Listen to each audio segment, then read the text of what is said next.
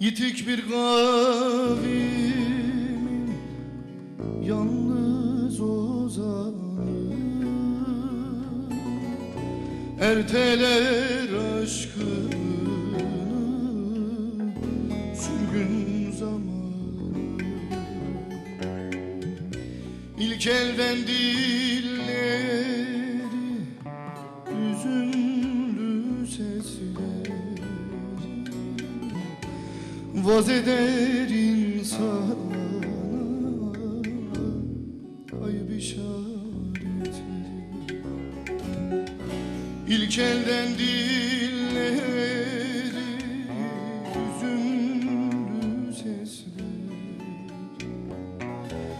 vaz eder insana kayıp işaretleri.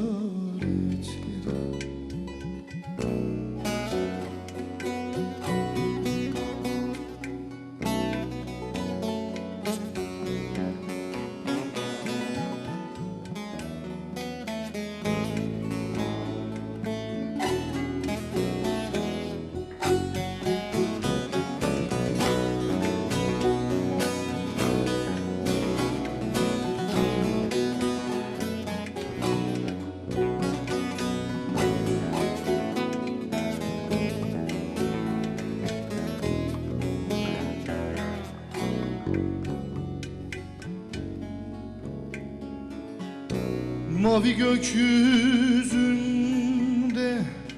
bir tutam bulut, içimde bir kaygı, düşerim yollara. Bak yine tutuştu huzurda bir fidan, bu kaçıncı handır içimde viran. Bak yine tutuştu huzurda bir fidan, bu kaçıncı aşktır içimde viran.